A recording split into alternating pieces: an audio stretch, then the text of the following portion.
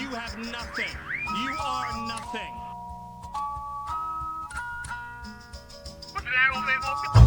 Know your past and know your future.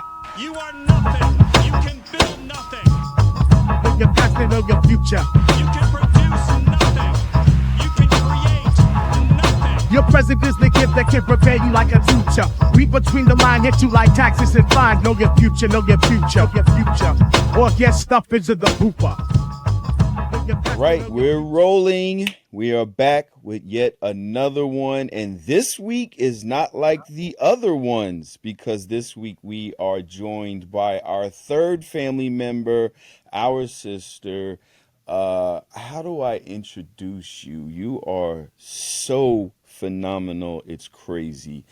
I stay in your comments with crystal balls because the way that you predict the future, and even knowing we talk about it all the time and I see it coming as well, I'm like, you blow my mind every time, and it's incredible. Our sister Akanundrum, Alquencia, is here. How are you? I'm wonderful. Like, thank you so much. You know, we have been tinfoil hat twins for a while, right? We whether it's in the comment section or the DMs, you know, we have been conspiracy pals, and to Facts. see these things that we've discussed to start to really come to fruition and the speed in which they're coming to fruition. You know, Yeah, it is that just like, oh my God, like we just were really just exploring that as a possibility, and now here it is a reality. that's a And fact. so, yeah, this is always interesting now because we're just not crazy no more, right? We just not the crazy doom and gloomers, fear mongerers. You know, I would say everybody was like, "Oh, Chicken Little, the sky's falling." Well, Chicken Mm-hmm. Little got a little cloud in my hand now, Mm-hmm. right? Mm-hmm. Now everybody is feeling the clouds and the rain, and so here Yep. we are. Here we are. Here we are. And of course, my brother Abram Maldonado, we're here. This is Know Your Future. We've been trying to, like, we've been staying obviously on AI and all of the things that have been going on, and we're staying up to date. So we're going to talk about some of the news, yes, that's been going on, which is crazy. But we're also, we might put a little tinfoil hat on again a little bit, we'll see. All right, so let's get to it.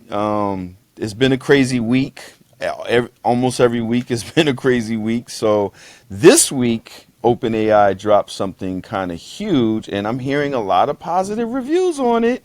The Atlas web browser, Abron, what are we thinking? How do you feel? What's going on? Yeah, man. So, happy to be back. What's up, Ak? Glad to have you on board with us. This is going to be a lot of fun. But yeah, man, on the Atlas, I think it was only a matter of time. I think what we need to fully take advantage of a browser agent is a browser, because right now the way that you leverage the agent in ChatGPT is that in your chat thread a mini browser pops up, right? Sometimes they call them ghost browsers. So you're trying to do all this like really intricate agent work in this little box where it just kind of flipped it on its head. It was like, all right, well, if I could do that with my whole Chrome browser, which might be coming down the line with Google, what they call like computer use, something on, if they're working on that. I know Perplexity came out with their browser. So this was only a matter of time that ChatGPT came out with a browser to make the full internet experience an AI experience. Nice, nice. I'm hearing a lot of positive feedback. Like, I'm never going back. I Yeah, and wonder, it tanked Google stock, it right? It tanked Google literally stock. tanked their stock. I think they lost like 100 billion, Mm, or something like that. Of course, it'll come back up, but just seeing how the news just that far impacted them. But we already saw the crossover play, right? I mean, immediately you had chat being chat, and you had Google being Google, and then Google decided, well, I want to be a little chat.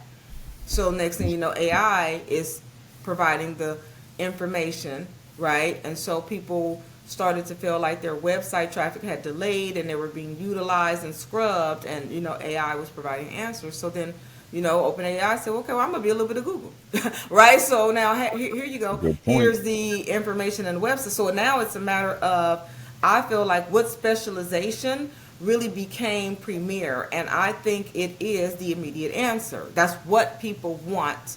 And so since chat is leading the way on that, right? We started going to chat and not to Google, so we don't have to rummage through the websites. It just gave us the information. Yep. And then it's citing the sources if you want to deeper dive. So I feel like chat already has the advantage on that, right? Not to mention, Google started out like much tech, where it wanted to be the answer to big tech. So AOL, I'm dating myself, right? And Yahoo pages were just lathered with ads, and they were just so heavy, you know, even to load up. And Google came out with that very simple interface, wasn't ad laden, you trusted the results, they were organic and they were real, and then it got into the big boy game. Well, now if you look at Google, even on the homepage, there's ads, and then it became sponsored. So of course the user is like, here we go again, right? Where everything is just pay to play. So when we went over to chat felt organic and simple. Even their interface mimicked Google's, if you think about it, right? One little bar. And so now you see what's happening. So now it's funny because Google was the new kid on the block, and now he's the old dinosaur. So we shall see. That is a great point. That is a great point. I mean, you're going to see that take a hit. You're going to see, you know, Chrome held down, you know, that market for a long time as being our go-to browser. Yep. Now there's competition, you know, and I think any default technology that we've been using for a long time and just took, you know, for granted that was going to be our default, you know, choice, all of those things are being disrupted, all of those markets.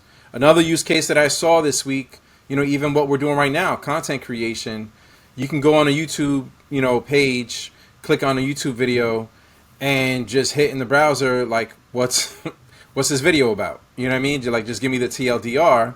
You don't have to watch the video anymore, because now chat's just going to break it down for you, you know, on the side of your browser. And so there's going to be a lot of impact, you know, residual impact that's going to have a trickle effect in a lot of different areas that we might not realize right now. Yeah. And that's the one thing that I've said, and it still rings true. And I made my hypothesis, and so far no one's been able to dispute it. And I've said, I can tell you what is the biggest disruptor to industry, past, present, and future. And that is convenience. When you add an element of convenience, you can disrupt and birth an entire industry. Even if it's now one click that you know what I mean? If you can get it to me in one click instead of 3 clicks. Everyone wants it faster and they want it now. So what he just said with the YouTube thing, we don't even want to watch the video. It went from we don't want to read. Crazy. That's to crazy. now we don't even want to watch the video. Yeah. This is crazy, right? That's So crazy. even the Amazon play, like, I want it now. I want it today. It was a comedian who said, give it to me in the future, right? Like, that's where we are. And so that's an excellent point, because as you move into tech, I think those are the 2 factors that you have to consider. I know that they start off organic so that they can get mass adaptation, you know, they can acquire a large audience, then you have to monetize. And then what does monetization look like? And it winds up killing the very interface, right? But then you have that convenience factor. So those are 2 heavy issues that it seems to constantly follow tech. That's a great point. That's a great point. And I'd like to stop and say right here, this is how we see people get programmed, right? For that point of like, oh, now they don't even want to watch the video, when at one point we were reading novels, and now we don't even want to watch whatever second or whatever minute video. That's programming. That's people being programmed by their interactions daily, getting used to things and disposing of other things. And people like to think, I can't be programmed. I'm not programmed. No, you are. You are. You have to literally stop and think about something and purposely do other behaviors to deprogram yourself. Otherwise, you're going to follow the flow. Like even TLDR, right? Too long, didn't read. Right. I mean, think about like that literally. Yeah. Too long, didn't read. How many times have we gone to comment sections where a person says, oh, I ain't reading all that. Y'all, somebody break that down for me. Yeah. We are really at that point. And I even noticed you get chat and then you didn't want to write. So you said, oh, hey, chat, write this all out for me. Now chat writes it. You don't even want to read what chat wrote. And you're submitting documentation, that you don't want to write it, and then you don't even want to read it when it's written for you. Yes. And so lawyers are being called out, or authors are being called out because chat has left that little. Politicians. Politicians are being called out. I saw a prayer visual where she really read through the whole, and if you want me to do something, at the end of the prayer, says like you're not even, so you didn't even read it ahead of time, and you're not even reading it in real time. Like, Right. where are we at now? Yeah. You're just regurgitating. You're not really like your brain is not actually involved. You're At all. just on autopilot. No, it's nuts. It's nuts. It's crazy that one technology can do so much for one extreme and do the exact opposite at the other extreme. So for people who are smart and self-starters and hustlers and innovative are going to be exponentially scaled with superpowers up here. For people who are dumb, who are lazy, like the margin, the gap between the doers and those that do not is going to be mind-blowing in the next few years. And there's a and we're there's a moving to law. that, what we call a barbell economy, where economy is often look like the little mountain, like this. We'll take it, squeeze it, and now you get boom, right? So that's that gap now, right? It's not even too many mid levels. It's either you are or you are not. That's really where we're going. And that's why, like, all right, and there's probably in like the whole scale of it more of the don't do's, right? Which is why the big brains in tech and everybody else are like, oh, we could just control people, because there's not enough of them to really fight back, because they're not really thinking these things out. Yeah, and when they get into the position of poverty, you're going to have to do so much just to work and eat. You don't even have time. So if you were not utilizing your brain, they're going to keep you busy doing busy work just to survive. Yeah. That you'll be exhausted to even fight the good fight. Yeah. But I mean, that busy work is going. That busy work is, if there's anything that is a busy work task, what they call a if-then task. If you see this, then do that. That's first in line to get automated. And that's the wave that you're seeing. All these jobs are not hard jobs. So they're like, do I pay a human, take on workers' comp, take on liability and benefits and insurance for someone to just go like this with a box, when I could just program a robotic arm to go like this with a box? So on top of which Akanundrum always points out, if you're younger and you're in this whole, your mental is in this other position, you're quiet quitting, or you're not participating because, oh, you should be paying me more because your friend whispered in your ear that you should get paid more so y'all could go on vacations and live some lavish life that you didn't earn yet. The mentality of how some of the working class in this era is leaving the door wide open for that automation to be beyond easy for the employer. If I was an employer and I had employees, as much as I care about black and brown people, but if I was an employee struggling for my life to exist in this economy amongst all of this going on, knowing that I'm not going to get a hand from the government during this administration, or I'm not going to get a bunch of donors, because everybody in my mindset is fighting for their lives. If I have employees that don't necessarily, they don't maybe have to go above and beyond, which would be obviously great. If anybody did that, they'd probably be helping their career, but they don't have to. But if they want to struggle just to do the basics, yeah, I might need to clip that and go ahead and put some automation in there just so my shit can survive. Like, people aren't thinking this through. And that's what I said. They made it easy. So, of course, a CEO has a fiduciary and a legal responsibility to maximize profits. So Big Corp is going to do that. We got that. But there are a lot of loyalists to humans that you've now dissuaded. There were people who were human-centric, never thought about that level of adaptation. Yep. Now, COVID came along and showed you a possibility when everyone went home, and you saw that you could still utilize the work from home, or, things like that. And the people who fought so hard for work from home, I told them, you've actually sabotaged your own job. Because if I can get you to do your job from any location, why wouldn't I go with a person who is more cost effective in another location, right? So you're fighting to actually have your job outsourced. That was crazy to me. And then secondly, when you start to show such resistance, like we've gotten to this coddled sort of participatory trophy mindset of everyone is special and everyone is important. And I'm everybody, here. I all of these deserve because I'm rights that here. we don't even understand. Oh, me being able to eat is a human right.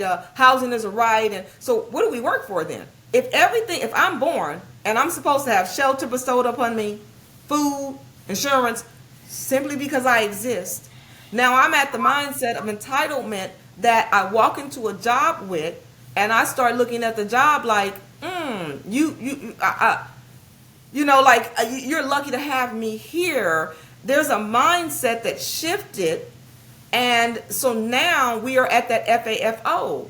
And so you see, find out. when I hear people, you hear a white collar worker comparing themselves to the CEO of the organization, I know we're in trouble.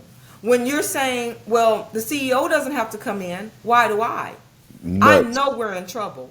I mean, and I try to explain it to people through a lens that they can understand. Because if you're an employee, you've never seen a profit and loss statement, you don't know the inner workings of jobs, so you can't imagine what a CEO does. In your mind, he does nothing, right? Okay, cool. But I always tell them, as a child, would you ever walk into the room and say, well, Dad doesn't have to go to sleep at 9, why do I? It would be insane for you to say that. That's crazy to me. So I call them the big piece of chicken eaters, because I'm like, you're the kind of kid that the mom gave the big piece of chicken to, and dad had to come home looking for food. When you have the mindset that, like, I deserve what the CEO deserves. And now I said, okay, well, ironically, your new job is going to be creating one for yourself. And let's see how you do that. And then you will realize you have no idea what it takes to create a job, let alone 100, or manage 10,000 employees. Like, this is not a game. And now we're here. And I told him 2 years ago, what did I tell him? I said, you're going to be begging for a job. And 2 years from now, I said, you will be begging for an Amazon job. That's a fact. You've been saying it for so and Now they loudly. won't even have the Amazon job because the robots are taking it. So Leading into our next piece of news, the joblessness is rising. Amazon has announced that, all right. So we're going to clean this up. They announced that 600,000 jobs are going away, and I did look at it like, okay, they already replaced half their workforce. Right? They were at 1.5 million. They had 750,000 humans and 750,000 robots. So I looked at it like, oh shit, they're getting rid of another 600,000. But break this down for us, Akanundrum. Tell us how this is going according to go. to the leaked memo and Amazon's response from the leaked memo, they're not going to take the remaining 750 and replace them with 600,000 robots. They're saying with their projected growth, they're going to need another 600,000 workers. But instead of hiring humans, they're now going to hire robots. So they're not replacing the existing job, they're replacing the future jobs with robots. That's according to their response. And so as this job, as you just said prior, as this job market gets worse and worse, and you were begging for an Amazon job, guess what you're not going to get? That's already gone. It's gone. It's gone. It's gone. And so now we're seeing the biggest news for me that I just think that has not really gotten enough attention is when Walmart says that they're going to do a hiring freeze for the next 3 years. Walmart is the largest private employer in the world, not America, the world. They hire 2.1 million. The next thing you have after that is government. So to me, it's like when the largest, these are your, regardless of what happens, I can go get the job at Walmart, job, right? This is your, regardless of what happens, you can go down to your local Wally World and you can find a job. They are not hiring. That and if we know how corp works, the smaller entities, they wait to see what Amazons do and the Walmarts do, and then that gives them permission, right? So they know if Walmart goes in front and gets the initial blowback, or they're just going to test the temperature for it, smaller corporates, they're going to adapt that too, because they're already ready to do it. So that to me is just news. It's like, are you guys paying attention? Walmart is not hiring for the next 3 years. That is nuts. And Amazon is hiring robots. And in the next 3 years, as all of this tech advances even faster, what's the likelihood that people will start getting hired in 3 years? Right. So now if you're looking at this displacement, right, this job displacement, if you look over the Great Depression, we currently have the same mechanisms that lead to a depressionary work economy. What is that? Well, of course, we flooded the money with trillions of dollars, flooded the market. So there was going to be a correction, and that's going to be a severe correction because it was a severe amount of money. So now as that correction is taking place, what happens is people lose the income that they just had. They stop spending. And when they stop spending, businesses don't have the profits. When they don't have the profits, they lay off. And when they lay off, people stop spending. When they stop spending, businesses lay off. And they just go ding, doom, It's a cycle. doom, doom. It's an economic death spiral. And it just keeps going. We have that already as a contender, right? With inflation as well. That's a contender. But what they didn't have in 1929 was AI.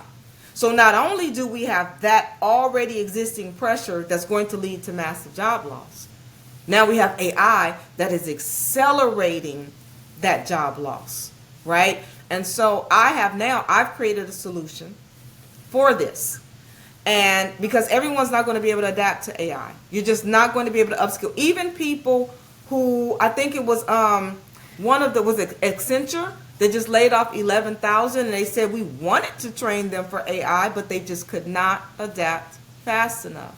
So that's not going to be the answer in terms of just teaching everyone AI. It's just, right. It's just not going to happen. Even people in AI are struggling to keep up with AI. Yeah. So the solution that I see is right now in America, small businesses account for 47% of jobs. But guess what? That's only 14% of them. 86% of small businesses are sole proprietors. They have no employees. So only 14% are holding down 47% of the jobs. I think the answer is taking that 86% and strengthening them and making them ready to hire. If we take 10% of them and get them in a position to hire one employee, that would be 7 million jobs added to the economy. Is that not crazy? That's right? crazy. Just 10% of small business owners will add one employee, 7 million jobs. And the reason why I think that that's a better solution is because, for example, Amazon just laid off 5,100 HR employees. Let's not retool them. Let's not upskill them. Let's strengthen that small business owner and say, hey, HR lady, come over here. You know how many small businesses need an HR person, have never had HR, you know what I mean, or anything like that? So let's just take them and redistribute them into an existing job that is being incorrectly occupied. What do I mean by that? That small business owner is already doing 3 jobs. So if I say, listen, what are you over here doing? Well, I'm baking the cookies. I'm doing the HR. Stop doing HR. HR lady, come over here, do his HR. Now we can actually just redistribute that human capital out the friction of teaching them a new skill set. Just take their existing skill set. Much easier to train that small business owner by giving them the skills to hire correctly, the documentation, teaching them to be managers. That's an easier process. So that's I think the only wrinkle with that is that I work with MasterCard on their small business side, and I developed their small business AI. And yesterday we just did a training on AI for those small business owners. So it's getting easier. There's more tools in the toolkit now for small businesses to be a solopreneur because of AI and automation, that you can automate your admin work, your HR work, so you could focus on baking cookies or what you're doing in the actual shop. So while Right. there is room for more folks to come around that side to be that support system, like myself. I have a couple dozen people working for me, but the flexibility though that I offer, because I'm a small business owner, and I don't want to also take on the overhead of full-time staff, all the liabilities, the workers' comp, and everything else that comes along with that. A lot, you're going to see more what they call not even freelance, like more fractional work or like Right. asynchronous work. Yes. And so So for you're going to me, see people kind of like making their own schedules, coming on contract, and kind of doing this for a few small businesses. So if you're nice with HR and you got maybe let go at Walmart or Morgan Stanley or Deloitte, you might be doing HR for like 4 or 5 of these small businesses exactly. Well, you to would put do together drop-in your services. work. For example, you could say, hey, I'll do the Zoom call for your hiring. I'll do the Zoom call for your training. I'll do your Zoom calls. The nature of work is changing, right? But here we are with we know how technology is adaptive. So sometimes AI is actually over-promising and under-delivering. That's number one. Number two, it's easy for us to theorize and get behind the concept of, oh, everything is going to be, and now she can just do AI. Everyone can't even adopt AI. There is still a large segment of people who do brick and mortar everyday work. They're not necessarily ready to adopt that. There's a hybrid opportunity for you. That's why I said one employee. I'm not even looking to take on your entire staff. But let's suppose we do offer you the element of the HR drop-in service or an HR AI. Now you're freed up to do what? Sell more cookies. You know what you're going to need? A baker. Because you may not be ready to hire the robot to come and bake your cookies. So to me, there is still a lot of room for that human capital. Not to mention the fact that a lot of people, as they're freed up from those things, they're starting to gravitate more to that in person. There's people who've done okay, I'm going to have the HR call and do customer service, and it's exhausting. They're losing money. There's so many companies who have mass fired, and they're going back getting their workers to correct the AI slop now. So according to tech, everything was supposed to be EV right now. How's that working? See, so I see the same thing with AI. There's a lot of like push, push, push. They're beta testing on us. They're deploying things that are not even actually working in the way they're supposed to. Yeah. So Well, I mean, to that point. right, I do see room where there's some stable AIs that we have, yes, that we can utilize. But at the end of the day, I have a particular avatar in mind. I'm looking more to the brick and mortar people, not necessarily just e-commerce. So the people who still need in-store work, right? So I'm looking at the CSR and the barista. Like, can we now strengthen this other coffee shop, this local coffee shop, and bring you in now that we've helped her to do her marketing with AI, or maybe her, you know what I'm saying, other efficiency things that she doesn't have to do, payroll or whatever it is that she was doing. So that's what I'm looking for. This is why my numbers are conservative. I said 10%. Right? I'm not even looking to reframe the entire 86%. You see what I'm saying? Give me 10% and then let's work with that. What was the point you were gonna make, Abran? Well, she's right in that. So a lot of people aren't familiar with Andre Karpathy. So Karp, he's known as in the AI world, he's the real brain behind a lot of what we're seeing behind generative AI and agents and these automations. Formerly of OpenAI, now he's doing his own thing. He got billions of dollars thrown at him to kind of just run his own shop, and a lot of it is being built in stealth, so we don't even know what he's going to come out with next. But he just got recently he sat down for a podcast interview and basically said like these things are unreliable. Like the hype train is a little bit surpassing the reliability and the stability of what we call like agents and these automations, that it's still going to take time.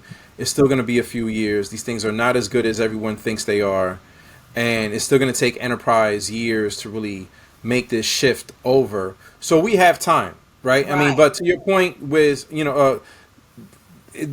the 3 years, 4 years out, we're going to be there. You know what I mean? Like, it's not there right now. So you have time to catch up. You have time to kind of pivot, to upskill, to get yourself onboarded with AI if you so choose, or to start planning your next move if you think your role is going to be automated in the next 2 to 3 years when your employer catches up. Because not everyone is like a Walmart or a Salesforce that are at the cutting edge of what is happening right now. I'm consulting for the companies that are like exploring, how do we automate certain operations or certain roles. But the agents just aren't great yet. A lot of them are, still hallucinating. A lot of them are drifting, what they call prompt drift, right? You give it instructions, it's delivering on your instructions good 60-70% of the time, and the other 30% is just like going a Right. little left, right? And you got to kind of like course correct your agents. So and Karp dropped gems on all this. He dropped bars on all this, and just telling everyone, just time out. We're not there yet. We're going there, but we're not there yet. Right. So you got a minute. You gotta, and that's what. So my service is. So what I'm building for this is the Small Business Workforce Bureau, and I'm looking to be the hotels when you needed space for the migrants, right? Because what happens is government will encounter an issue or a crisis. Government has the money, but they do not have the operations in place. Whenever notice that they always have to go to private sector. And my thing is, for the next 25 years, if you are running for office, and I don't care which side you're on, you're going to have to address one crisis, and that's job loss. I do not care who you are. Your problem, your number one problem for the next 25 years is going to be job loss. And so because of that, if you are in the position to offer a solution, they're going to come along, we have a crisis. I'm looking to be a solution in that crisis that I see coming up. So for me, like he said, that's a 3 to 5 year runway that I see, that they're like, we have all of these displaced workers. So if anyone comes along with the solution, because government has it, they're saying, oh, we're building these data centers and all that. It's going to take so long, and that's such a specialty niche. If you look to history, Roosevelt had to do this in the Great Depression. They created the Hoover Dam and other projects just to provide jobs for American citizens. So this is what I'm doing. I'm not looking at this to be the forever solution.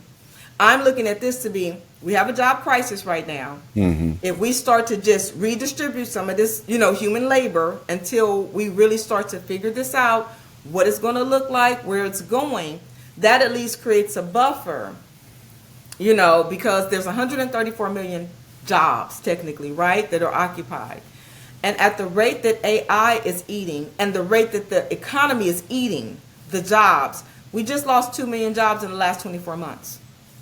They're already saying, okay, in 10 years, 60,000, 100,000 jobs, million jobs are going to be gone. So we have a lot that's going to happen rapidly. And so that's why, for me, I'm creating a solution that is right now able to be deployed right now, right? And it doesn't take a lot. I just need, one, the funding for that, and then what I'm looking for is what they're already doing. If we take you to a small business owner, and we've already solved for the issue, the operational issues, why you didn't hire successfully. Because the truth is, most small business owners went from employee to entrepreneur. They never managed. They never hired. They never trained. So that's that critical component, I think, that you absolutely need foundationally. And then secondly, they don't usually have the capital right away to employ. So I'm just looking for the government to do what they're already doing. If we place them with the small business owner, fund them for 6 months. Fund their salary for 6 months. And while we're helping that business to strengthen and get themselves ready to take the training wheels off, now they're in a position, because some of the mistakes also in the cost of AI is another thing that we're not factoring in. When I'm trying to give you that AI, I give it to you for free and low cost. But after a while, that cost is going to increase, especially when you look at the cost of electricity, water, and these data centers. So that cool little payroll AI that may be $60 a month right now can easily turn around to be, $300 a month. And all of a sudden you're looking at all these subscriptions that you're paying for, and they actually are equating damn near to a salary. That's number one. And then number two, let's talk about the vulnerabilities. How many people are now looking at prompts that prompts are taking over your AI agent screen? You see what I'm saying? So it's like there's so many people where you're using AI and it's just vulnerable. Data breach, where I think we got to find a medium space in between this, because that's also terrifying if you're a small business owner who's not familiar with AI. Yeah. right? If you don't even know AI, but now you're utterly dependent on these things, I don't think the adaptation will be that, you know what I'm saying, severe right away. There'll need to be training courses. There'll need to be things that, I mean, hopefully the government, but, business owners need to look out for in order to gain some of that knowledge. And people, to your point of the redistribution, because we're coming off of, how we've done things for so long, and people have done, they're in their careers and they've gotten to this point and they make this amount of money.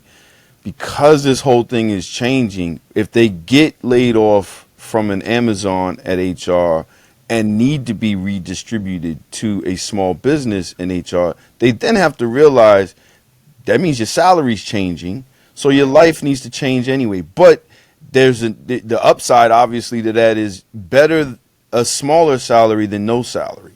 Yes, because what I look at is like corp, when they get AI, they streamline. They you know what I mean? But when you give AI to a small business, now there's growth opportunity.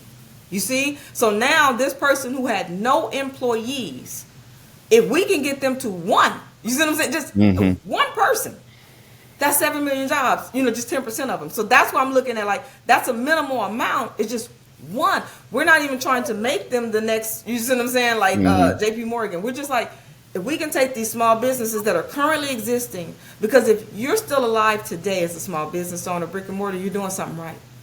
Because a lot of them they're by the wayside. Yeah. So if we can take you, and you're not that sympathy case, you're in the black, you know what I mean? And then add that element to you, you can grow now. And then there's that opportunity, you know what I'm saying, to just take on another staff member, and things like that. And that's a lot of jobs if you think about it, that you can't solve for everything. My goal is not to solve for every job, but I see an opportunity to really redistribute some of those jobs. And you're right, when he said the nature of work is going to change. We're going to do more hybrid in between what you did in freelancing. I look at it as more of a work-preneur, right? Than just what you were used to. The nature of work is changing. So that HR professional will be able to deploy her services. He may not be able to give you a whole full-time paycheck, right? But you can go in between 5 small businesses and, be their go-to HR person and maybe still replace your income. So I see opportunity for that as well. Yeah, that's a great point. Yeah.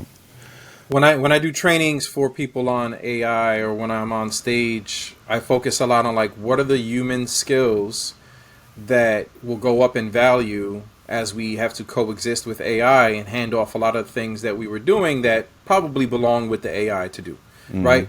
One of the things that we learned from Clara Akanundrum, the AI that we created, she said, AI is going to take away the things you weren't meant to do anyway. Right. So let that go by the wayside and focus on the things that you should be doing. You shouldn't be in front of a computer making a spreadsheet for 8 hours. AI is going to do that now. Right. But I think for a while now, we were leaving those human-centric jobs for other, greener pastures, or we thought it was greener on the other side, taking these corporate gigs, these tech jobs, or, these big box jobs. And we were like, now, I mean, there's a teacher shortage right now. And while I do think AI is going to disrupt the classroom, I don't think teachers are going anywhere yet. Or they shouldn't. And I think this is a great opportunity for folks who may be hitting that cap or getting laid off in the corporate sector, the private sector, the tech sector, to go back to teaching, coaching, counseling, doing a lot of the in-person human jobs that revolve around human connection and helping young people, helping older people, helping each other. Those jobs are at a scarcity. Working in nonprofits, like you said, the check might not be the same, but it's a stable check. And those jobs are here to stay. So for everyone who left the classroom, me included, I was a middle school inner city teacher, language arts. I left to go into tech and never been in the classroom since. Although I take what I learned as an educator and bring it with me into the AI space. Yeah. If AI shut down my job in the next couple years, I would jump right back into the classroom. And I think there's a lot of opportunity right now for folks to go back to where it matters most for that.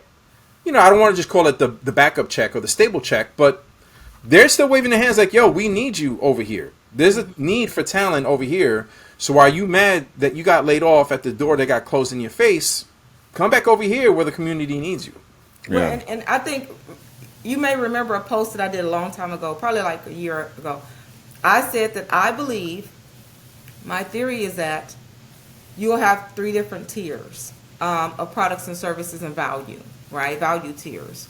And I believe that what was AI generated is going to be the lower rung. So let's use a burger example, right? When you got Flippy the burger, that's going to be your cheap new McDonald's burger price because Flippy is so cheap, and that'll be cheap, and you'll get that cheap burger. And then you'll have just a few folks in between, and that's more like that management. So even that barbell economy, right? And that'll be your sort of, I would say, like a Five Guys, right? Where it's like, hey, it's a higher quality, fresh meat, fresh potatoes.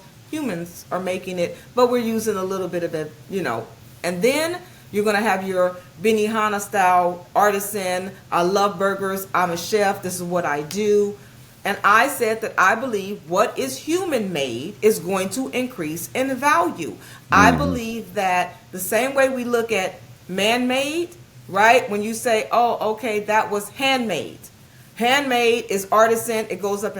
I believe in a future where everything is now automation, human made becomes the new handmade, right? And that includes the service types of skills where my child can sit in front of a computer, but if my child gets a teacher, that teacher's salary is going to now go up. This is what I believe. I believe that we had so much value on efficiency coming out of the Industrial Revolution that we valued efficiency and production over human quality interaction, right? And so as we move towards science and STEM, everything became production. Now, we didn't value. We underpaid teachers. If you think about all those jobs that you're talking about, they were largely underpaid because they were undervalued. Now, they're going to be premium. And so the people who loved them, they did them and they were not paid. Imagine now the people are going to actually be rewarded, and that's really what they love to do. You get to go back to what you love, not what you don't have to chase a check so much so. Now I believe that is the one upside, is that we actually will be in a position now to say, what do I love doing? Because you have to show up now in a way that you will not succeed. If you think you're going to just dialing it in, and you're just like he said, click, click, clack, clack, clack, you're not going to make it. You've really got an opportunity to sit down and say, what do I love doing? Where's my passion at? What would I do for free? Because when you show up there, AI cannot replace that. See, AI cannot yet. When I went into that event last week, and I'm with people, I'm hugging, I'm making eye contact. AI cannot do that. And I have Clara too. Mine, she named herself, right? Clara is hyper efficient. I can do a little, hey, Clara, tell them this and that. But when I'm on the phone and I'm talking to this woman about her journey, Clara doesn't have human experience. When I ask Clara what should her next move be, very different than when I listen to this parent, this woman that's burnt out, and I'm understanding her from a very different framework than Clara does. And so that's that opportunity. And I said that on stage. When they said, oh, AI can do everything. I said, but it doesn't have the lived experience. That you cannot underestimate the lived experience. He can give me all of the Dr. Spock parenting advice on this planet, but he ain't had no kids, man. You see what I'm saying? He ain't raised no children to really get that, and that to me is our value. And I mean, I call it my zombie apocalypse theory, right? Like, I'm a big zombie fan. You know, I've watched all the movies, but I'm not a doomsday prepper, but I've thought about that plan. Like, zombie apocalypse hits tomorrow, economy is done, society is done. What value do you bring to your community, to your Walking Dead community? What is going to be your new job? And all those people who are farmers and teachers, you know, in a zombie apocalypse, they're like, oh, what'd you do before? Oh, I worked in Wall Street, or I was a banker, I was doing this.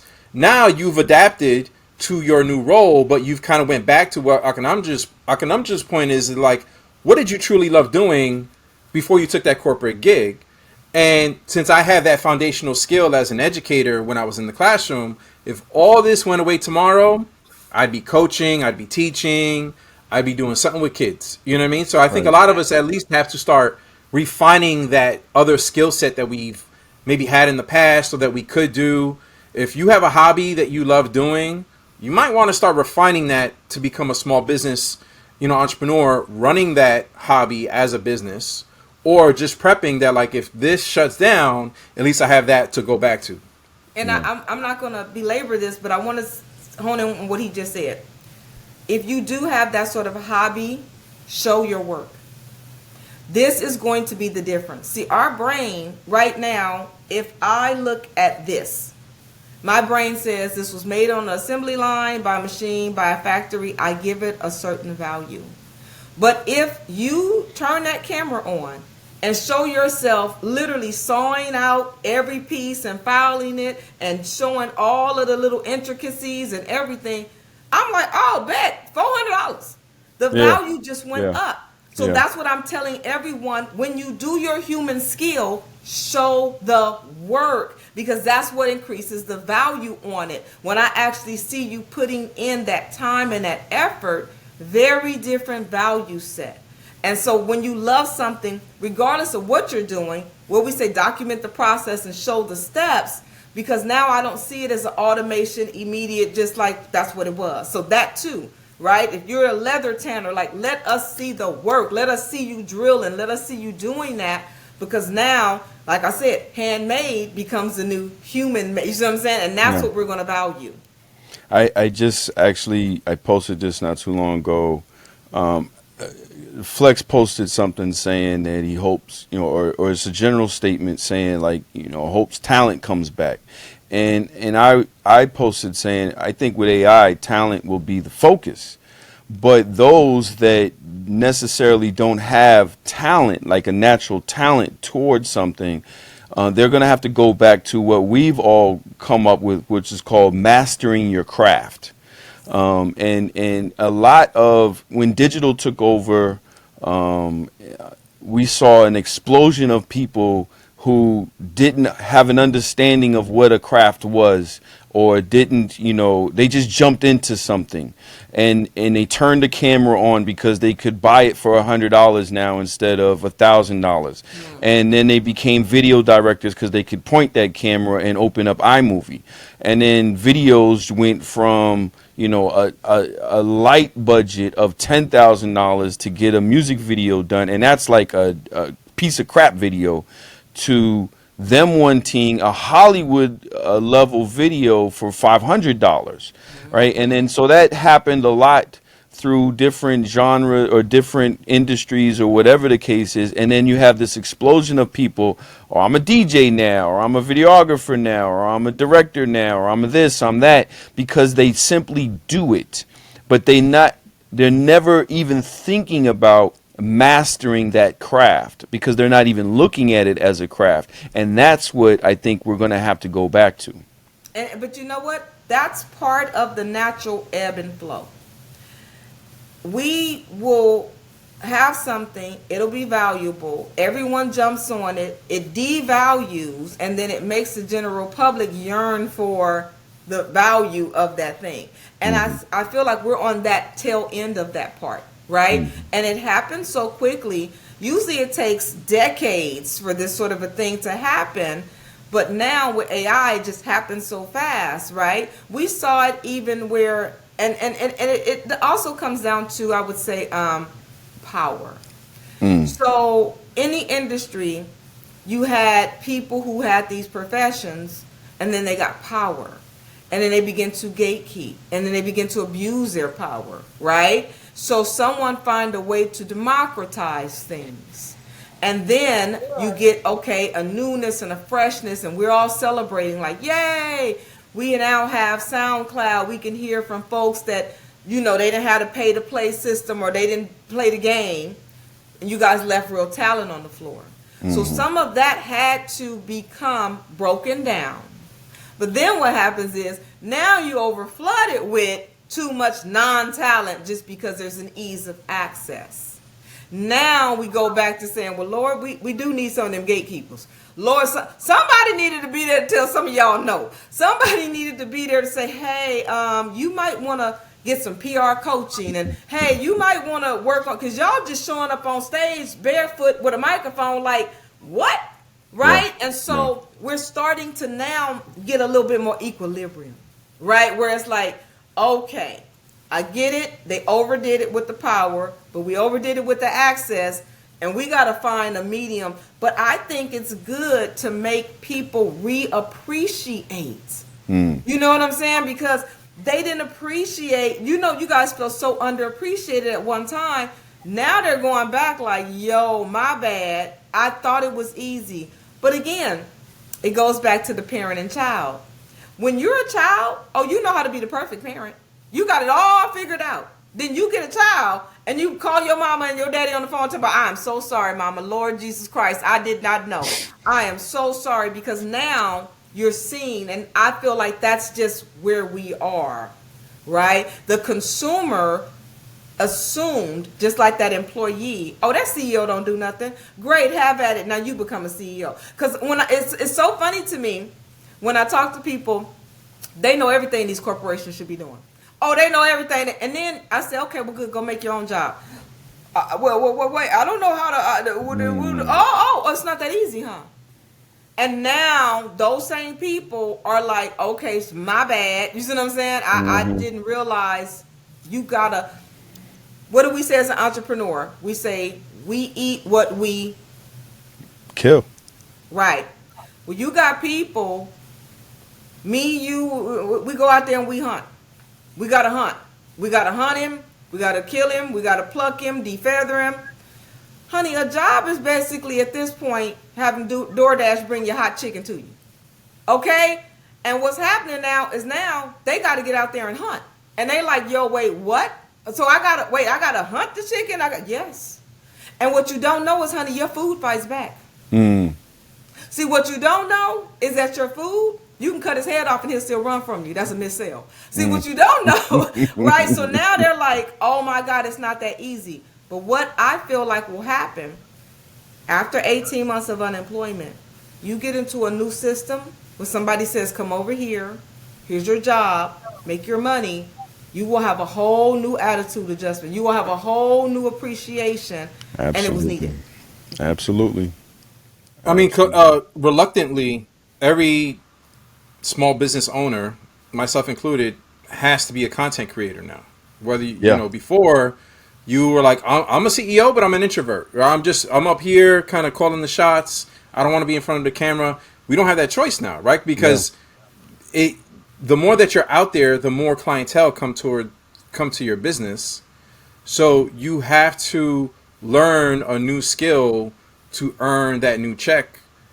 And in this new space, they're going to be, you know, I love the bar and the title of this episode should be like the new handmade is human made, right? Like, and her saying that. But I think aside from that, these other jobs and these new monetization models that AI is creating around creating GPTs. Are they going to monetize GPTs? Well, shoot, I'm going to make a bunch of GPTs now. Creating content on Sora, creating content in these different AI ecospheres where those environments are going to have monetization models that you might have to learn as the new skill set, as the new content. You know, a lot of people who are content creators didn't want to be content creators, but they're making good money over there, so they stayed in that space. Yeah. And the more of these platforms that get made, I know that there's a lot to be debated around Sora and the IP and the ethics around it, but make no mistake, they are going to be introducing monetization models and creator funds in Sora that just when you were walking away from it, you're like, actually, I'm going to stay over here and see what this is about because I just got laid off from my company. And let me see what I could do in Sora to monetize and make that back. And that's why they're letting you use it so that you can train on it. They're letting you train yourself so that then when they offer the monetization opportunity, right, like he said, GPTs, they don't have a monetization opportunity in GPT, but don't think your girl ain't selling them. Okay, I'm making them and selling them. Yes, I am, right? So it's one of those kinds of things where these alternative incomes that, you know, you didn't understand that you're now like, okay, I can leverage these skill sets. And that's another thing, like even when I'm doing the Small Business Workforce Bureau, I see an opportunity because teen unemployment is, listen, it's 4.3 nationwide. For all teens, it's 17%. For black teens, it's 27. This is they're not being hired. You know, we had an opportunity where when I turned 16, I felt there were two things that were a right to me: a driver's license and a job. Right? You just went to McDonald's and said, "Give me my job." You went to the mall and said, "Give me my job." That was Burger King. You go to McDonald's, right? McDonald's has a kiosk. And now they have a 50-year-old in a position who just got laid off that's now at McDonald's. Who's a master engineer. The malls are dead. The malls are literally dying because of e-commerce. The movie theaters are just scan your little ticket. And so the jobs that the teens had, they're no longer there. And now for the first time ever in modern American history, college graduates have a higher unemployment rate than the national average. So what is your child's hedge of protection? If they're not hiring them out of college, and they're not hiring them just in 16 to 19, but experience is being preferred, well, where does your baby get the experience? Well, see, we got a real, we're not thinking about that part of the crisis. Yeah. When your child turns 20 and they have no work experience, what happens then? They're calling them the boomerang generation because they're going out and coming right back. Right home. back. They're going right back to that twin bed, and like, I can't get a job. What am I doing? So I'm looking so far ahead that I said, okay, let me see an opportunity in my business model. And I see that to bring on teens and say, you know what? You guys do content well. We got some small business owners who are 45 and 50 who don't want to do content. Why don't y'all just do the content for them? See, I'm seeing opportunities instead of trying to force you out of what. Let's lean into your gift, right? These are the new babies fixing the VCR time. Okay, we are now the grandparents. Is like, baby, come over here and fix the clock on the VCR, right? My friend said she was doing a reel, and her daughter just grabbed the phone and said, "Mama, no, boom, boom, boom, boom, boom, boom," and it was took off as a reel. I say, grab these teens. Pair them with some small business owners. Let them do the content. Let that team come and say, let me show you how to set up a podcast real quick in the shop. We're going to sit down, we're going to interview customers.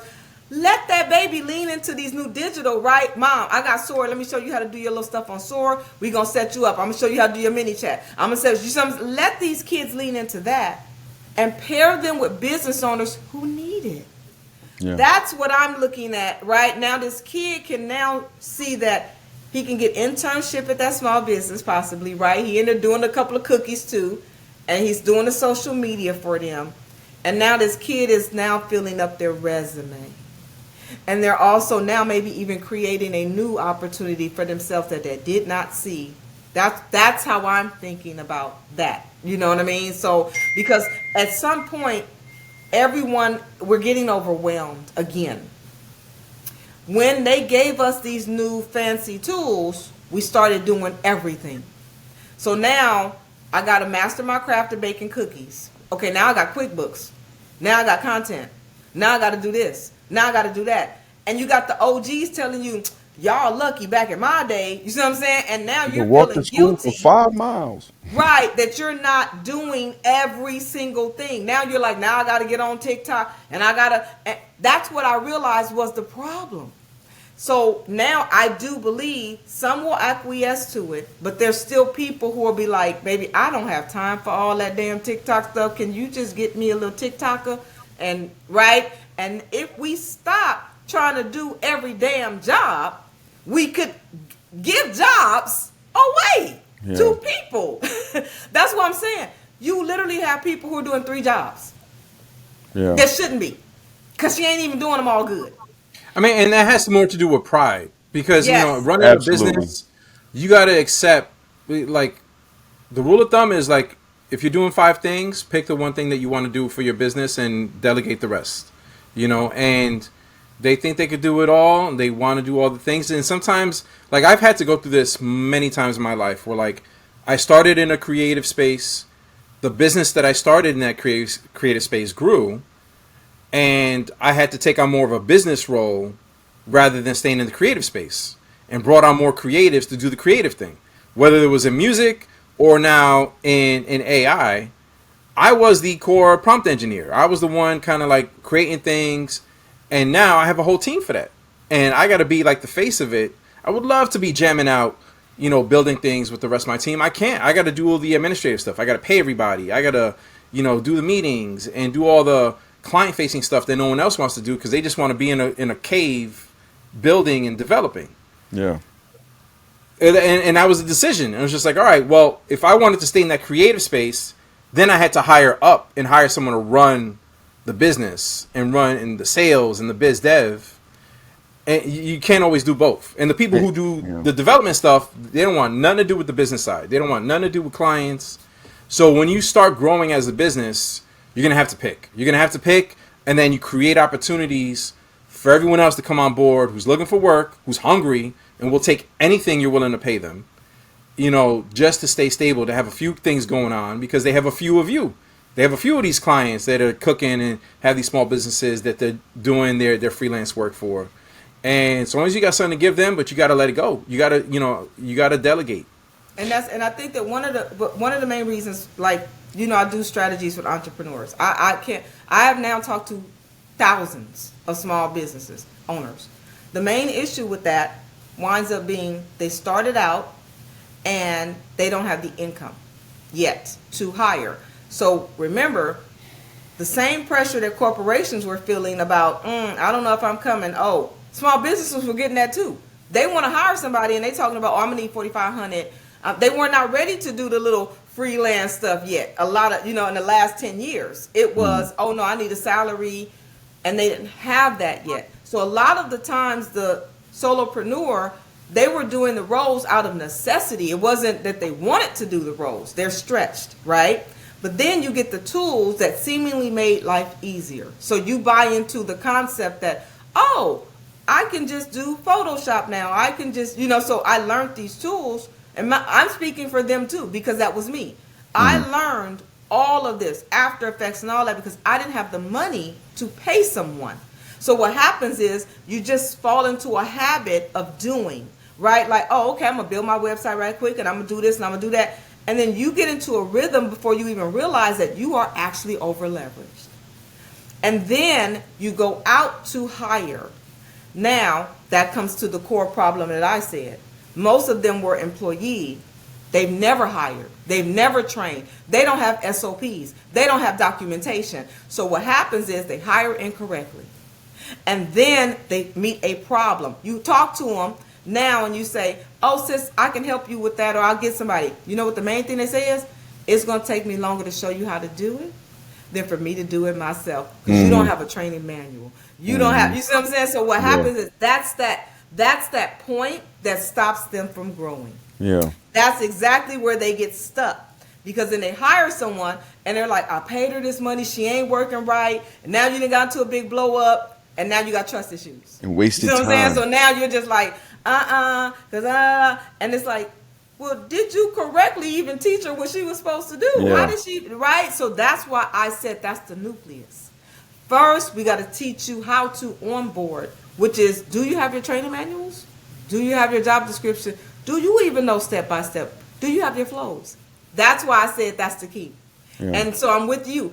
I can listen to him, listen to how brilliant you sound. You're like, okay, so I'm doing dev and I'm doing, ooh, you talk to some of these people, they have no idea. They wouldn't even understand that that's two separate. So here's a simple example, right? So like, you're a small business, you get in a client, pays you $5,000, right?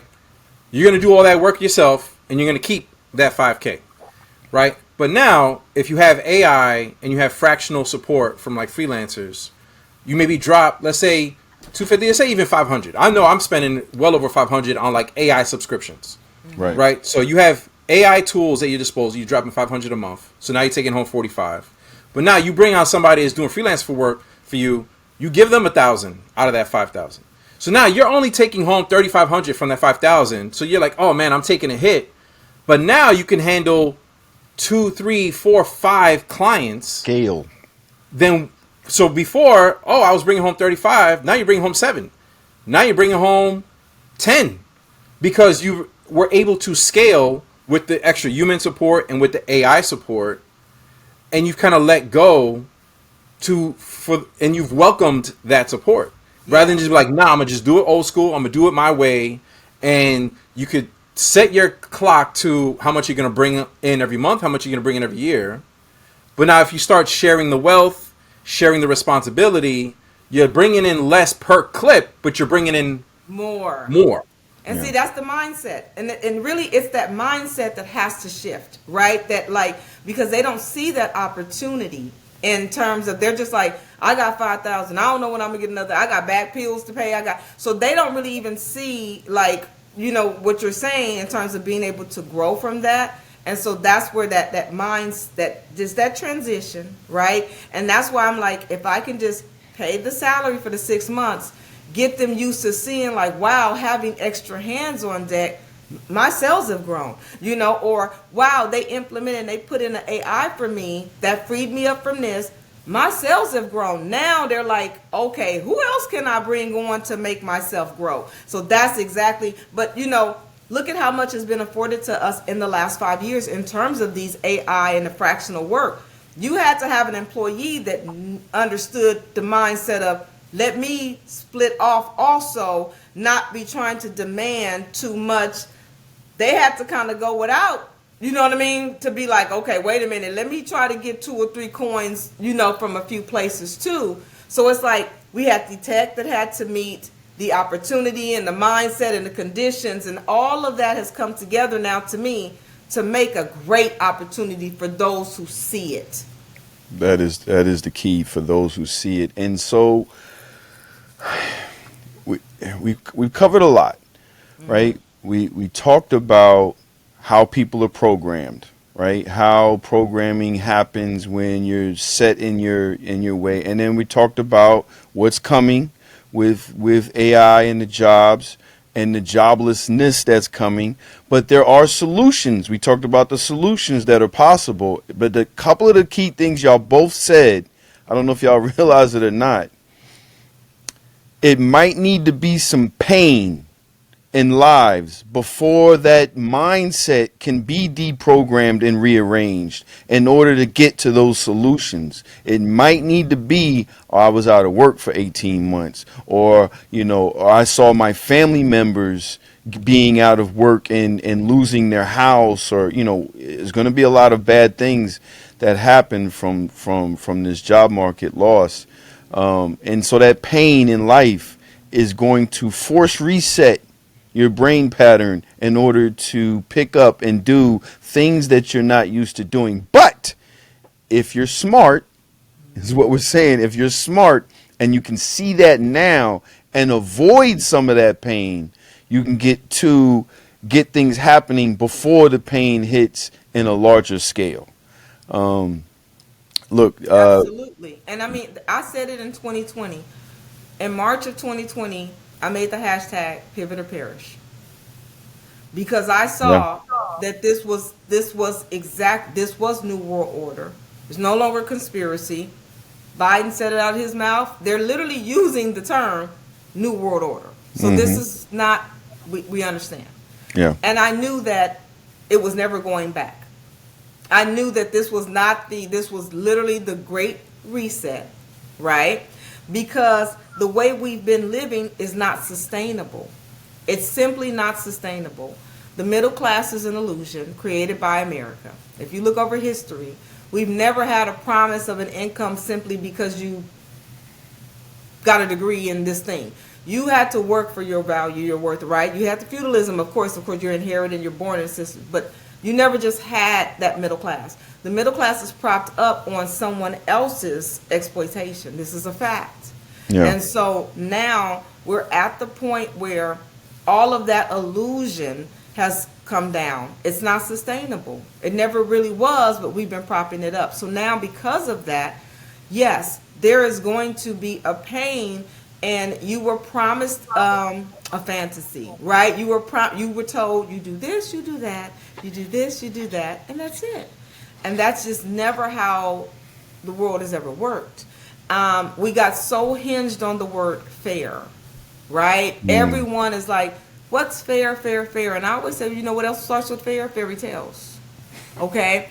At this point, Bars. at this point, you will literally get what you earn and what you, like, you have to show up. You cannot simply, oh, my job. I mean, if you think about the sentiment towards jobs, it was like, oh, I hate my job, my job. You act like a job was something forced onto you, that you, like this was your job. And then you started feeling like it was your job. Like, oh, they're taking that job don't belong to you. Like, no other human has a responsibility to provide you with a source of income. That's a fact. And a way to take care of your family. And if someone has done so successfully, you should really understand the nature of that, the value of that. Never overestimate, your role in that, right? You come in late talking about, well, the company made all this much money. This is what I always say. They said, they made record-breaking profits. We should get that. I'll say, okay, cool. When they take the losses, are you going to do that too? Oh, no. No. See, so they're having to really get a glimpse into what is required. And so that pain is necessary, unfortunately, because we're really spoiled, especially here in America. We are really so spoiled where you just run down there and get a job. We don't know that there's places that don't have Entitled. that don't have infrastructure, that there is no just wake up tomorrow, go down there and clock in and a guy will give me money. No, I have to literally wake up and brainstorm on a value proposition, right? With a stranger, I have to go show value to eat today. And so we've taken it for granted. And now, but you saw that CEO. I have tried to show that clip so that everyone sees it. You remember that clip, Tat? With The useless class? Well, we always teach about the useless class, Yeah. showing these people, hey, they've been thinking about you. Yeah. And so when the people say, well, what are they going to do with us? That's the scariest question I've ever heard a person ask. You see Yeah. what I'm saying? It's like, wait, what? But the CEO who went on record and said, we need to get unemployment to 50%. Oh, yeah. Yeah. He said, we need more pain in the economy. He said, we need pain because we need to change this mindset that you think you're doing me a favor when I'm giving you a job. So what we need to understand is that we're having these conversations now, honey. They've been having these conversations. They've been talking about they've been knowing we about to have a whole lot of people out of work. What we're going to do with them? They've already, this has been the conversation. Yep. And you got the first flag with the pandemic. You know what I mean? Like, you had the first scare. We didn't learn from that first scare. That was a warning. What here they we are called you in the again. pandemic? What they called you? Non-essential. If you didn't hear, like, when that non-essential, people was like, non-essential? No, they were happy for it. Oh, I'm not essential. I'm not going out there because people were scared because they didn't understand COVID yet. And so it was like, oh, but essential workers have to work. People were like, oh, that's not me. I don't got to do that. I'm not going outside. But they didn't see, like, dummy, you should be essential. You should be somebody that needs to have a job. You need to be wanted in the workspace. Essential. But they were like, they were celebrating when they called you non-essential, when the ship still ran without you. When the thing is still moving, that should have been your first wake-up call. Like, and there were some people that were like, wait, so the everything's still running? Yeah. What the hell? Like, they got terrified. That's why they went and got all their courses, right? Because they were like, I got to do something. But I was at a tech company right when the pandemic hit, and I was so grateful because I had never made six figures in my life. And even at that tech company, I was in like 96, 97, and I was like so grateful that I got hired by a tech company to be in that range. Got laid off, but even before I got laid off, I did all the trainings for the tech company, and I'm like, I'm making AI courses and giving it to the onboarding, track for the engineers. I'm like, I think I want to take this course. And my boss was like, nah, you don't need that. That's not part of your track. And I was like, I don't know, man. There's something going on there. So pandemic hit March. I got laid off. That first wave in March, April.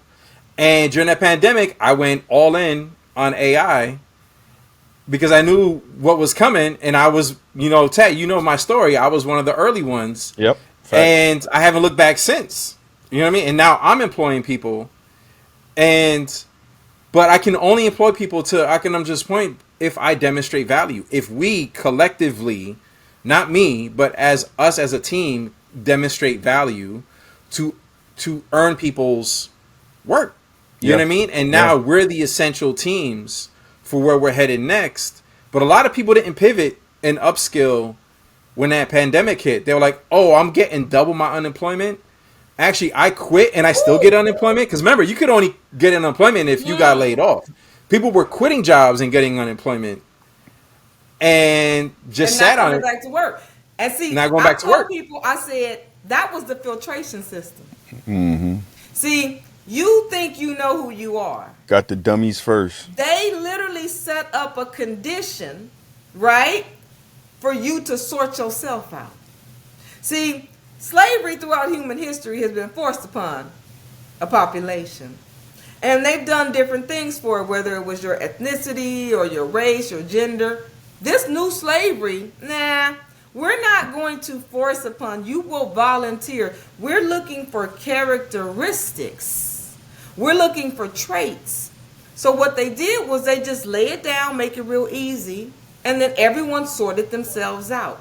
Those who said, "Oh, I'm not doing nothing. I'm about to get this free money. I'm alive for it. I'm going to steal for it. I'm going to break the law for it. And I'm just going to sit back and chill." You have sorted yourself out. See? Then you have someone like him who said, "You know what? No, you talking about I don't need it. I need it. I see something coming." So what's happening now is the slavery will be voluntary. It is voluntary at this point. You literally put yourself, and they gave you all the indicators. You cannot say, "Well, wait a minute, this was I didn't understand." Over time, you just been revealing and revealing. They've been warning and warning and warning and warning. And now it is here. Even the movies were warning you. You know what I mean? For forever, now you're here. And that's why I'm saying we have to reframe. You just said, "I'm worth the value that I bring to a company." I've told people we had the mindset of keep saying more money, more problems. The truth of it is when you're a business owner, it's more problems, more money. See, because all we ever do is solve problems. So the more problems, the more money. Because all I'm thinking of every time I see problems, I'm thinking about a new solution, a new solution, a new solution. I'm not resting on my laurels, right? He's right now examining business owners. Okay, what do they need? What do they need? How would I help them? How would I help them? Oh, this ain't working good. Let's do this. Let's do that. Those who are not understanding that, they just get paralyzed in the crises, right? Oh my God, it's just, and that's where you're going to be sorted. So I'm telling them, if you don't have a plan for yourself, they have one for you. Now you may not like it. Yeah. And I feel bad because, man, Ted, me and you, we both have homies our age. So many of my homies are unemployed right now. They got laid off. They hit me up like, "Yo, looking for something." And if I have a bag, I throw it at them. Like, "Yo, all right, project manage this project, this client for me. You're good with client facing. Whatever bag I have, I'll throw at you." And I would love to be, like Joe Button right now and Hove, or just like employing and creating business opportunities. But that puts more pressure on people like us to create those opportunities for other folks. And this moment is hitting people. We're going to see more, just unfortunately, we're going to see more friends and family getting hit. And we ourselves are going to get hit. And we wish that we could kind of like download to them this new DNA that we have, that we've seen. Like, yo, this is not even hustle. You can't even call this hustle. This is reinventing yourself. You have to. Every couple years, every few months, to adapt to where industry, economy, future, whatever new society it is. It's like the Matrix. It's like, yeah, you're unplugging here, but you're plugging in here the new operating system. Listen, for where things are headed. You went to level 1, okay, but then you go to the water world. Okay, there's some new rules, there's some new motions, there's some new, right? That's how I look at it. New game. Now we got some core essentials, but there's a new to survive this one, right? There's some new strings. Can I say a hard truth? Of course. Okay. Everybody's learning this new word here lately. Nepotism.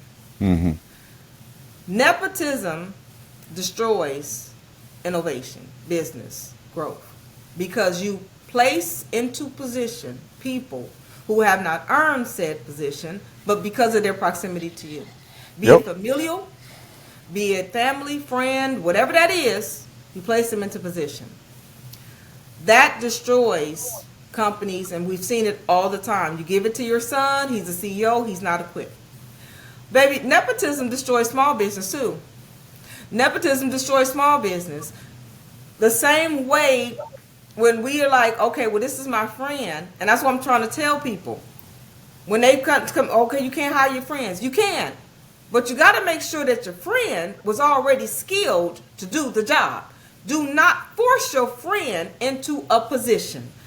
Take your friend who already does a thing and did it in the corporate world. So if Auntie did HR for corporate America, then you bring Auntie in to do HR for you. You don't bring little TT in and say, TT, do this job. No.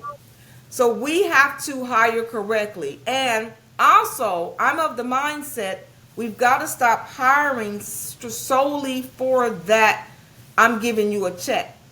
I got to hire the best. If I don't hire who is the best skilled, my business is eventually going to degrade. And I can't even take care of you. I'll interject that aside from the skill factor, Auntie, it would be what's her work ethic?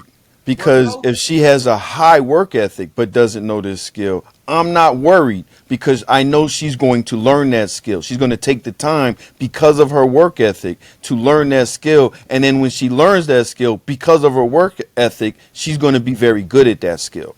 So I think, yes, taking a skill that you already do and replacing it is optimal. But the thing, like you just said, of who you got to hire, my first choice, unless it is specific to this skill, like you're saying, is going to be what's your work ethic. Let me see. But you can't trust that somebody's going to say, oh, yeah, I got a high work ethic. You have to see that for yourself. You have to see that through something else that they've done or, their own project or, hearing it from their previous boss or whomever. That's why, what's the thing on the resume? References. That's what references are for. That's what employees have done. They have to lean on your past experience. They have to vet you through the resume. But I'm saying we typically just grab a friend or family member. One, we are not training them correctly. Right. And then we're putting them into position out of desperation. Yeah. And so that right there usually creates that stagnation because you didn't hire. Because think about it. Most of us are not even in the position to properly train you for your new position. We've got to get someone who already knows what they're doing. I don't have time to hold your hand and teach you videography. You see what I'm saying? Because I know it a little bit. And then wait for you to grow. I got to go get a videographer. Like, I think you got to grow to a certain point where you have it in your budget and your wiggle room. But first, you got to get the real skills so that you can have that, because we're being generous and we don't even have it to give right now, right? Like, that's a generosity when you think goes about back to you want to show your work. Yes. You know what I mean? I haven't looked at a resume in 5 years, and most of the people that I've hired have booked, got on my calendar somehow and booked time with me, and they showed out. They're like, yo, this is what I do. This is what I'm looking for. And I believe them, from the call, and show me your work. Show me some examples of your demos are your new resume. Yeah. So I'm like, all right, give me some links, show me some demos, show me some prior work. I don't care that you got paid for it. It could be something that you did as a hobby on the side. Cool. I'll send you a project next week. Done. And let's see you know where we what I mean? go from there. Right. And so even that, at Black Tax Fest, the owner there, Mowbray, he said, people tell me, hey, I want to work. He said, start working. He's the new work now. Don't just, hey, I can do. I'm telling people, stop saying what you can do. Show them what you did. Just do it. I actually now say I have a GPT for somebody that I know needs it. Do you know how hard it is sometimes to explain what the GPT can do? You know what I do now? I rock up in their DM. I hit a link. I say, hit that. What? Yeah, and it's already theirs, right? So I say, you need a GPT for your event. So then they hit it, event, and then it's dropping the location, the itinerary, and everything. And it's saying, so, like podcast summit, right? So do you need help with starting your podcast or growing your podcast or monetizing? User clicks, because I make promptless GPTs. You ain't got it. It's already, the conversation starters there. Yeah. So you click monetize, great. You should go to session, boop, boop, boop, the time, the thing, everything. It's got the parking information. I got the menu. Are you allergic to anything? You got any concern? This is your whole guide for your event. Yeah. Now I can tell you that. My grandma said I can show you, but I can tell you. So I'm just going to slide. And then she should turn off the GPT after a week and be like, the first taste is free. Now you got to pay for it. Listen, you see it? Because once you see it, you can't unsee it. Once you see it, you like, oh, I need that. Right, fantastic. You see what I'm saying? Now here's the sale. So I'm encouraging other people. You have to get out of that mindset. Someone's going to outwork you. You don't want to be up against me. Because, baby, I'll do the work That's a for free fact. right away. First one to be free. You don't want to be up against me. Because Listen, I got a nephew that wants to be a streamer, a Twitch streamer, and I'm like, I'll invest. I'll get behind you because I don't want to be a Twitch streamer, but I want to ride that wave with you. You know what I mean? I'll invest in you. Let me see your first episode. Right. Get it done. You don't. Quality doesn't matter, right? Your backdrop doesn't matter. You could do this right from the project down in the LES. No one cares. Let me see the first episode. Let me see your prototyped, your pilot, your proof of concept, and then I'll follow up. Not which is like, I want to. Right. And then I got to pay for everything, and you do nothing with it. It just collects dust. All the equipment just collects dust in your house because you haven't done it. Do it first, and then I'll get behind you. And what I'm going to do when I come to him, I already got 16 episodes already down the pipe. See, you don't want to be competing. This is what people really need to understand what you're up against right now.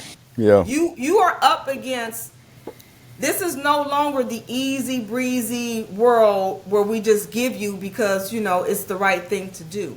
You are up against the sharks right now. You are really up against, and don't let someone's prominence fool you, because I am willing, it does not matter who I work with, I'm going to under-promise and over-deliver every single time strategically. I strategically will downplay the offer of what you get, knowing that I'm about to roll in 2, 3 more on it. And so when you get it, I'll tell you it's going to take 4 weeks. I know it take me a week, less. And then I'm going to give it to you in 2.5 weeks. Yeah. And now you're going to be happy. And then when you get it, and it's going to be more onto it. That's what you're up against. Anybody listening if you're listening, you're up against people like me who are going to overdo. So I know everybody got into that. Don't get used, and don't let these corporate people use you, and don't let these companies. Okay, go ahead on, sweetie. Go ahead. Stay mid. Because the real people who are in it, I'm telling you, if you coming to him talking about a stream, it's going to be somebody like me that already got 16 out ready to go to show him. Then y'all gonna be mad. Oh, I can't believe I didn't get that. It's not fair. To your point of that word. Fairy tales. Fairy tales. Fairy tales.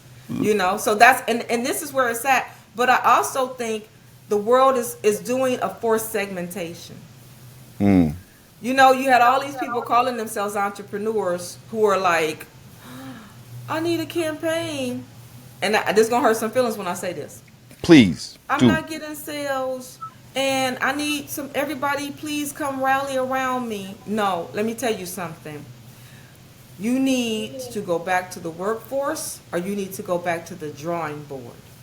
You do not and should not be ushering, if you didn't have some big national disaster that's beyond your control, I'm not talking about that. I'm just talking about my business is slumping and I ain't making no money. Can y'all throw me some coins?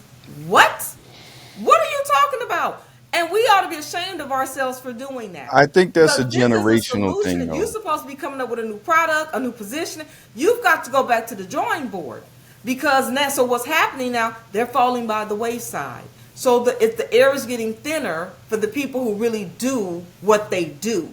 And that's a good thing, because it just got oversaturated by what we call wantrepreneurs and, all of this. Not only did they half-ass, but they made it hard, too, for the people who really do it by doing half-ass products, not really coming through with their sales. So you made it hard for the people who really do it. So now we on some Drake. I'm dealing with a heart that I didn't break. Yep. Right? I got to go extra because of what you've done. sabotaging, scamming, and all of this. But that's cool because I'm in it for the long haul. And I understand it, so I'm willing to do the work. So you just going back to wherever you was. You see what I'm saying? Let me do what I'm doing. And that's what's really, so everything is rising, is segmenting, is separating. And I'm saying go into what you love. Simply chasing the bag is not going to give you the tenacity. It's not going to give you what the stick-to-itiveness anymore. You see what I'm saying? You're going to have to really care about what you love, because the amount of work you're going to have to do to succeed, you got to pull from places that, this is what you love to do. Yeah. And I think that's a good time. But you know what's frustrating though, and this is the tagline. This was the tagline for Create Labs from the beginning between me and Grady. That like the last time they put enabling technology in the hands of the oppressed, we made hip hop. And look at where it is now, right? So like, I shouldn't have to beg people to make beats. I shouldn't have to beg people to make music and to get on it, because like it was just one of us made it out of a hood, and we came back and we put people on. Yo, this is how you make a beat with an MPC. This is how you use techniques. Okay, you're part of the crew now. We're all doing it together, but we're all learning the skill set, and we're challenging each other if you suck, right? And like, nah, man, you got to work in your craft. You got to work in your technique. I'm not taking you on the road again if you can't work on X, Y, and Z. For now, you're just going to have to carry crates, right? For now, you're just going to have to be security until you learn the skill, and then we'll put you on a track, or we'll put you on a thing.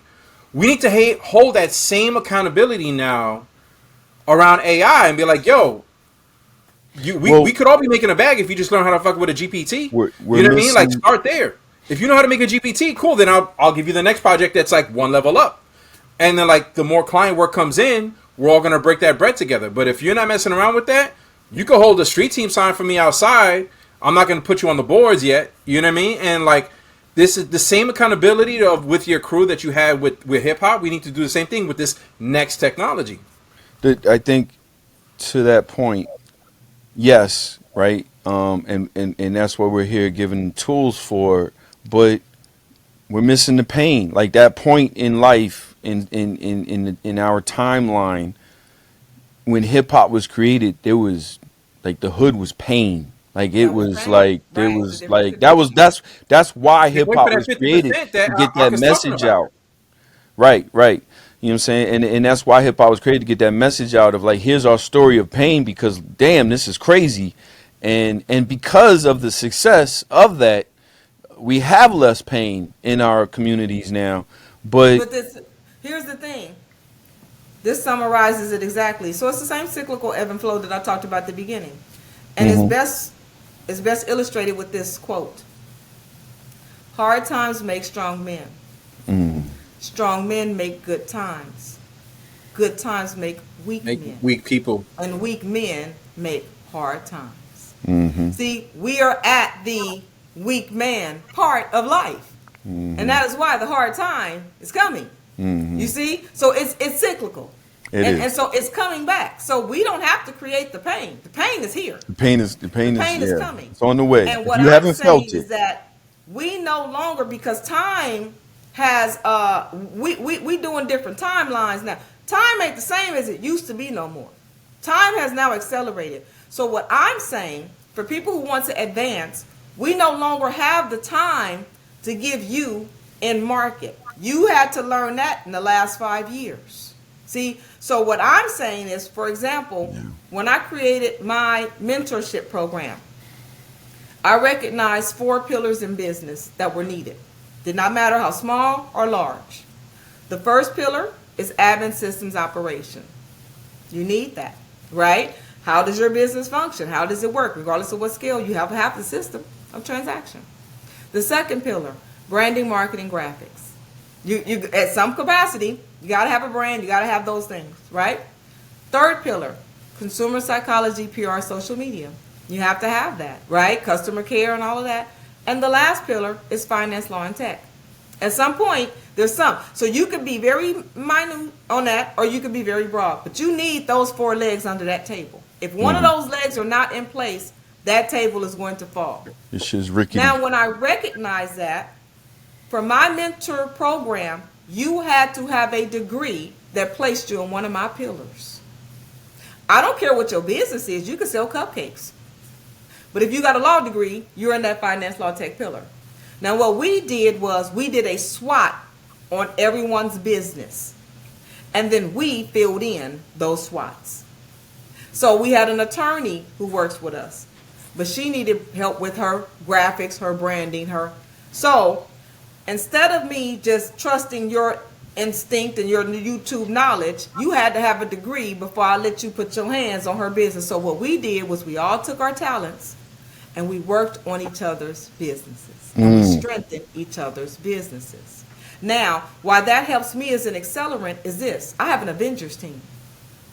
So now, even with my business that I'm about to deploy right now, I have a trademark attorney. I have an accountant who has 21 years of business. I have an HR rep. I have every component that I need. I have a government, I have a cybersecurity lady that all have degrees and that are all trained and that all have a mindset. See, I cannot no longer grab a person and say, all right, we're going to see what you, no. I have to vet you at a certain level of readiness now because we don't have time no more. You see? So what I'm saying is now, it's no longer that. This is why he said, show me the work. I don't have time for you to learn. You should have been doing that right now. And if you haven't, I'm sorry. But you see, you show me the work. Now he see the work. Now we can work. But I don't have time for you to be like, I really want to work with you. Well, take this AI course and you about to slow all your motion down, baby. This AI is moving so fast. We just don't have time no more. Before, we could slow cook this. Not no more. So if anyone is looking, I say you got to vet folks differently now. Now, once I get to a certain capacity, then maybe I can do my generosity work where I say, okay, let's do an intern program and, let's grab a few folks. But first, I got to secure. I just don't have the time. That's just my own personal approach to life right now. Yeah. And we have some summer youth employment kids right now on the team that are paid by the city. I said we have some summer youth employment kids right now working for us that are paid by the city. They come on board and we're like, go learn some workflows. And they're like, all right, how? I'm like, here's a couple YouTube videos. Go find some more YouTube videos. Go figure it out. You're not starting from the beginning. My mindset is speaking to people who are alone and starting. You see what I'm saying? Yeah. You can't do that. And you see how you said the city pays. I got people who I know that feel so generous, they just want to, I'm going to let you practice on my business. You don't have time to let folks practice, you see what I'm saying, on your business right now. Yeah. You've got to get the professionals. You've got to get the help that you need to strengthen your business so that you can become and work like Abran right now, where you can say, now I'm expanding to teach. Now I'm expanding to those things. So I'm saying right now, as much as your family members are going to be hurting, because they are going to be calling you talking about, sis, they done laid me off, sis. You're going to have to do two things. I told them, the only job your family going to have is the one you create in a minute. But you got to create a business that's even ready to hire. You see what I'm saying? You have to create a business where you can even give them a position, that they're equipped for, is what I'm saying. Because right now, that separation that you talked about earlier is real. And people don't have money right now. They're spending differently. So a lot of folks is going out of business. You see what I'm saying? You got to take to it differently. And I'll say this last part. Everyone has been asking me, in the threat of AI, what new product or what new service should I sell? Right? Everyone's trying to find that magic bullet. And because I'm a conceptual person, I wanted to come up with an answer that I could overlay into any industry. And that is this simple. You cannot simply create a product for your customer to buy. You must also create a product that your customer can sell. Because as people are looking for money, if you have a product that can help them earn an income, it makes your value also are bypassing the need to pay for a sales team. Because now you have a sales team that you only have to pay when a sale is made. That is called an affiliate program.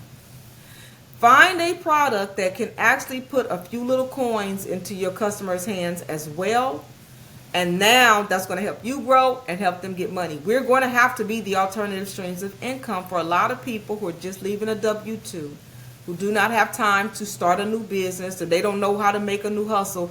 They just got laid off yesterday from a job from 10 years. But they loved your product. They loved your service. They've been singing your praises. They've been sharing it. Now give them a small commission. You'll further incentivize them, and you're going to get sales. So if you're looking for what is an AI, kind of generation proof, it's a job market, right? Get something that they can actually sell. If you don't have that, implement it now. Yeah. No, this is great. I think we're gonna wrap up right here. Akanundrum, you're gonna need to come back so many times. Might as well just be our third co-host. Just come on, just go ahead and move on in. Yeah, move on in. A lot Somebody covered. give me a little spot. I don't want your computer because your computer had problems. I want his computer. I got the good computer up Ain't now. one. I got like 5 in front of me, so you Yeah. come over here. It looks like the Matrix. I had to get the good computer up now. We covered a lot, but this is not something that's like, oh, here we said that, and then now it's definitive. We're gonna keep hammering this message in because a lot of y'all don't get it. Once you do, it may be too late, or your battle uphill just got a little longer. But it's gonna happen one way or another. So we're gonna keep hammering that message. There's a little bit of runway to get ahead of it, and so that's what we're here for. Appreciate you again. If you've recently lost a job, please go follow Akanundrum right now on all social medias. I mean, Instagram is where I see you put a lot of energy, but I know you're on all social medias. And she is the solutionist. If you haven't heard something today, which is doubtful, but if you haven't heard something today that is helpful towards your situation, DM her, because I know she's always available to help people. That's what she's here for. And also, I don't know how you deploy this, but I want to gift you, for your audience, 10 free access to my Taylor Resume Builder GPT. And this GPT has worked. There's a post that I just did where a lady told me, she said, I used your GPT, and in 7 days, I got 8 interviews, and I got hired at all 8 jobs, and she's been looking for work. She said, and I was able to pick my job. My daughter used the GPT. She got hired at 7 jobs, 7 interviews, and got hired at all 7. Because it does not just tailor your GPT specifically for that job. There's psychology baked into it. So it's not just correcting the grammar and the syntax. It's actually making you the most optimal, right, and reframing your resume. But one of the things that I added to it, which a lot of people were having pain with, is the STAR method interview questions. And most people didn't know what those were, but they'll hear the interviewer say, tell us about a time when you had a difficult, and they're like, I hate those questions. They didn't know that that was a STAR method question, which stands for situation, task, action, result.